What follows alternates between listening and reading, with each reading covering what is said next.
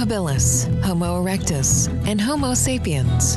After thousands and thousands of years of evolution, we have a new discovery. Homo sapiens has always been around. Places where we live are key to humans. From caves to huts, and from houses to modern villas, our homes have been evolving with us. Is Homo sapiens fiction or reality? It is up to you to decide.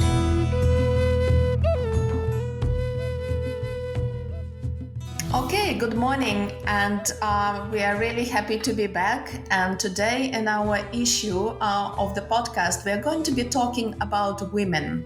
What problems women might face when they are applying for housing, when they want to get housing. What are the things that they face when they are trying to resolve their housing problems? And I'm really happy to introduce our guest today. It's Fungai Mukorah. Fungai is heading our Habitat for Humanity Lesotho program. So welcome, Fungai. Thank you, Katya. And Fungai, we are having this conversation about women and different problems that women might face when they access housing. Can you explain, maybe just to start our conversation, how is it possible, how customs and laws can forbid certain groups from owning land or owning housing? How does it happen? Why women might be discriminated?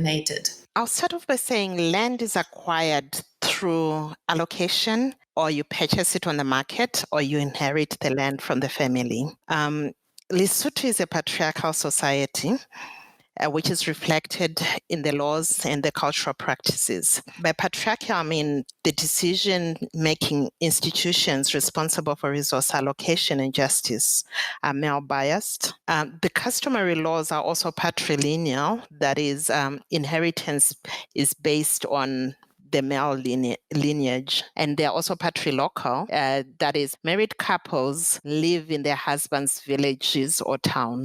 Fungai, just maybe to explain a little bit. So patriarchal, patrilocal, so it means basically that men, so the land or the house or anything that the family owns is passed from male to male, from man to man, and not from man to a woman. That's exactly what happens.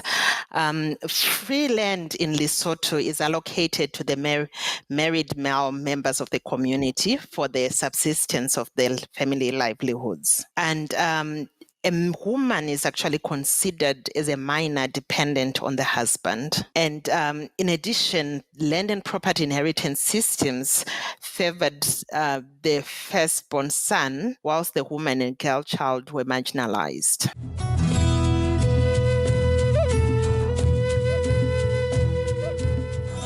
And maybe, Fungai, can you explain, so you say that there's been inherent in Lesotho and it's codified, so it's in customary law and some of the laws that govern these practices. So what are the laws, and when they've been adopted? Customary laws are governed by the territorial laws, which are actually coded, and they are administered by the traditional chiefs. We also have a mixture of laws which are operating in the country. We are also governed by the civil laws, which are governed by the state. In 2006, there was a legal capacity of Married Persons Act, which was passed. And in 2010, there was also the Land Act, which was passed. The two acts repealed the gender inequality and the customary land tenure system. We also have the Constitution for Lesotho, which speaks against discrimination in all forms. But then the clause which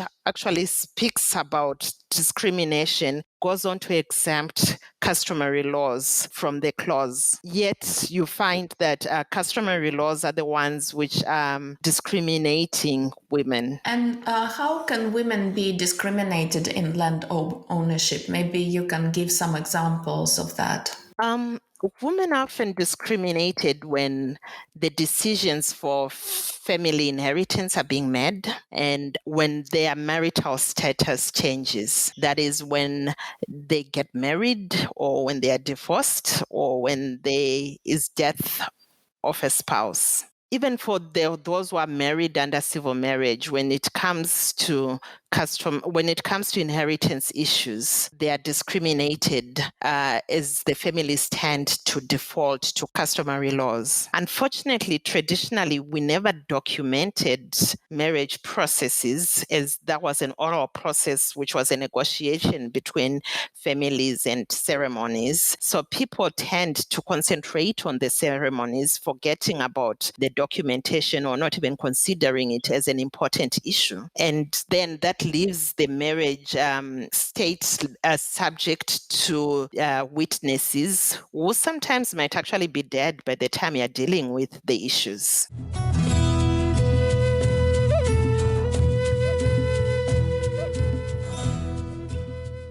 Unfortunately, the marriage institution in Lesotho is also very unstable due to high gender-based violence, high prevalence of HIV and AIDS, and also high migration, because you find that quite a lot of couples, one is living in the rural areas and one is living in the urban areas, or one is living in Lesotho and the spouse is living in South Africa where they are working. What then happens is women are abandoned by their male immigrants and they then live with another woman wherever they are working. Women themselves have also internalized the patriarchy culture, such that when you ask a woman to register their property, even when when the husband is absent, they go on to register their property in the husband's name only. For those who have issued out wills, studies have shown that wills which have left the property inheritance to wives or the girl child are often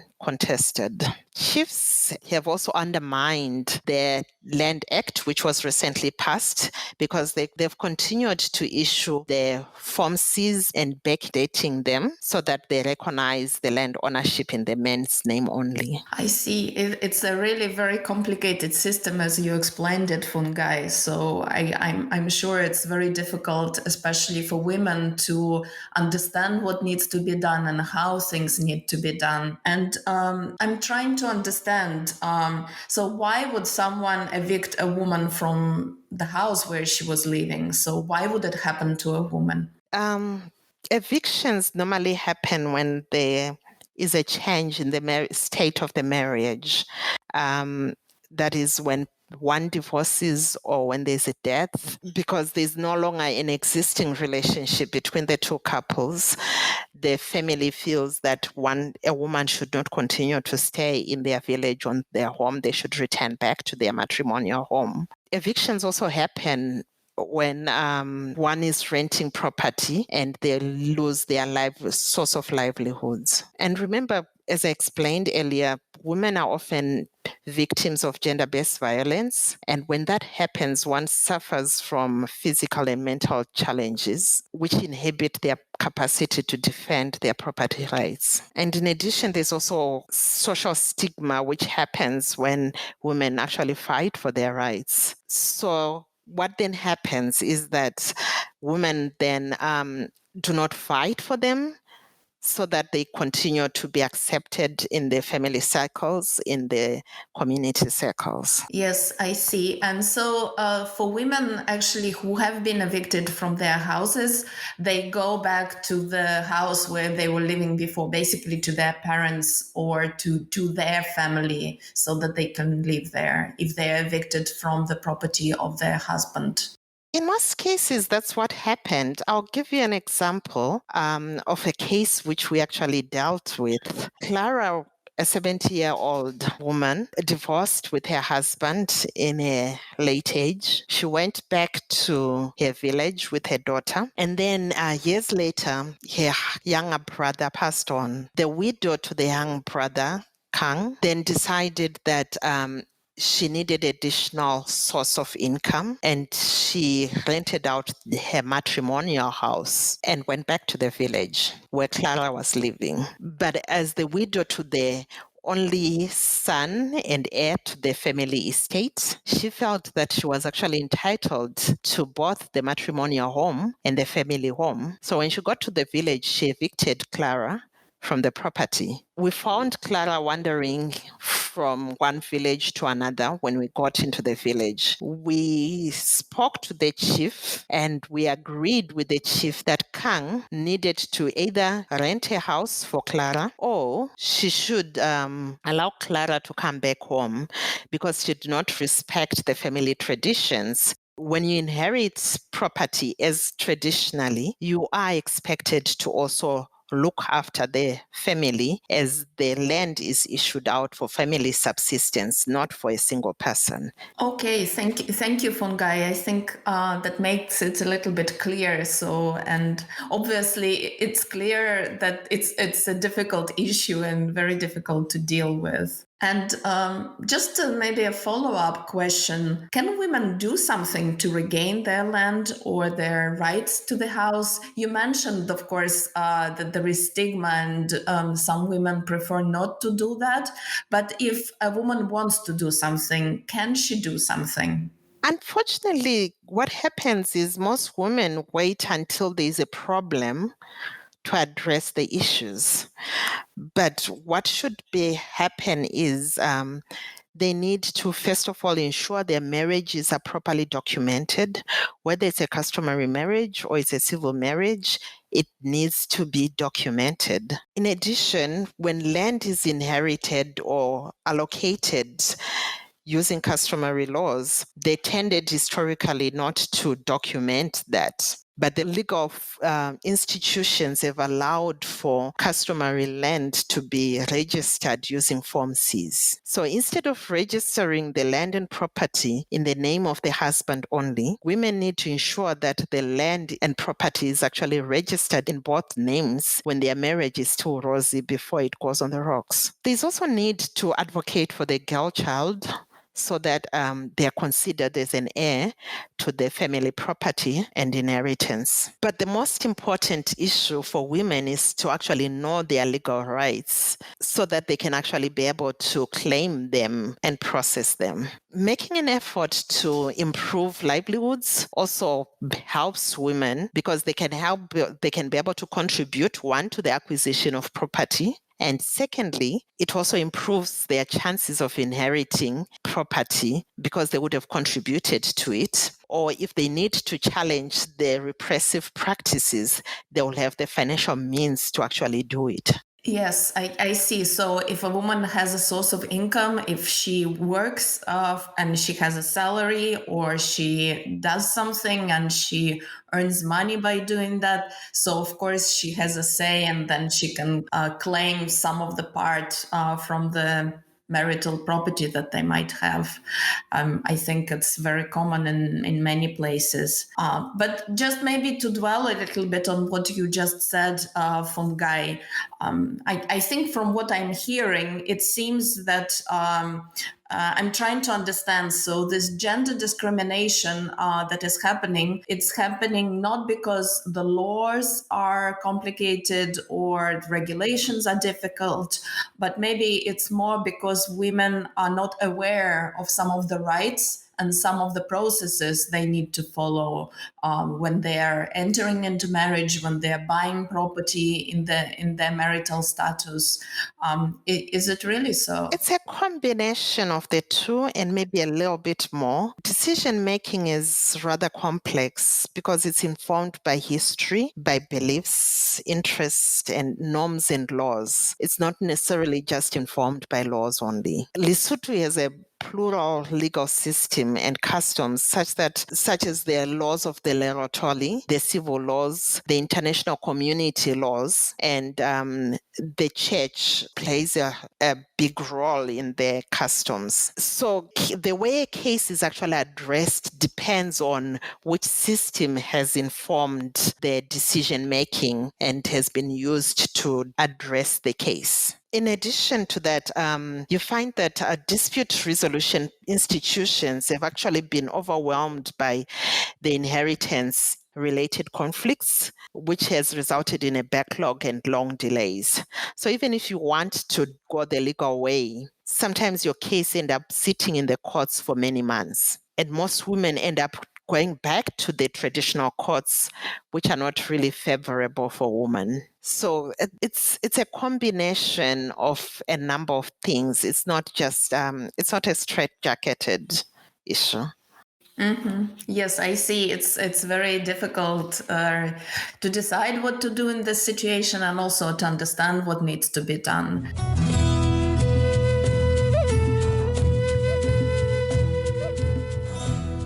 I have a more general question, probably. Can something be done to help women get the security of their home and their land? Or is it really very difficult to meddle into all this regulations, laws, traditions, beliefs? So it seems to be like a Pandora box of different things. But can something do, and who can do something if they can? We need to continue to speak about these issues, raise awareness, tell the stories to the society so that people actually understand the challenges which are faced by women as they navigate the complexities of the systems. Technical and financial support would also be good. And at a broader level, what the government and the municipalities can support with is issuance of land registration documents in mass at a community level. And lastly, I would say there's need for a multi-stakeholder platform which takes the women issues from a holistic point of view. Okay, yes, I see. That makes sense. And maybe I know that you were previously, when we were talking, you gave us an example of Clara and her situation, how she ended up facing housing problems. Is there another example? Because I think that it really is much more illustrative when you are given an example of a real person and what their situation was. So maybe you can give from the practice or from the cases that you worked on in Lesotho, maybe you can give us another example of a woman and her situation. Thank you. Another example is Lisebo, who was a widow when we met up with her. Before her husband died, their mother-in-law had gifted them some land, which they went on to register and built their home. Lisebo was married in a civil marriage. So when the husband passed on, the mother-in-law decided that she wanted the family land back. Well, our advice to Lisebo was that she was in a civil marriage, which was legally registered, and she had jointly registered a property with her husband, so she was legally entitled to the land. And she had the evidence to prove that. But what also happens is that even though legally one can actually be able to go through and claim their rights, often these women do not go through and claim their rights because of fear of the social stigma. We are still working with Lisebo to find out whether she will pursue the issue. I do hope that Lisebo can resolve her issue and claim the rights that she legally is entitled to. So I hope this is resolved in her favor. And thank you very much, Fungai, for explaining all these things. Maybe to close our conversation, I just wanted to come back to the notion of home, because it's such an important thing for many people and for individuals, for communities, for groups of people. Can I ask you, what, like from your personal perspective, what a home means to you and what you think the home means in general? What can a home mean to a woman? Thank you, Katya.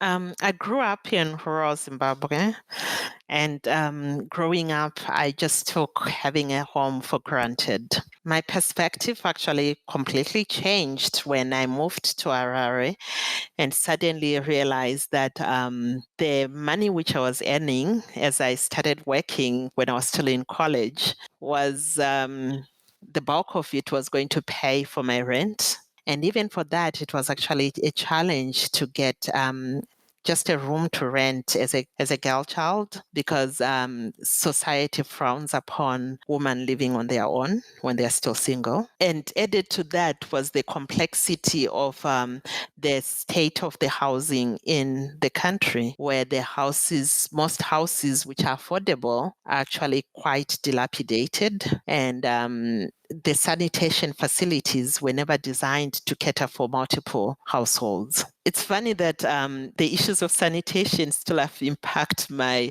decision making when it comes to purchasing a house up to this day, because when I look at a house, the first thing I look for is, how is the bathroom like? Yeah.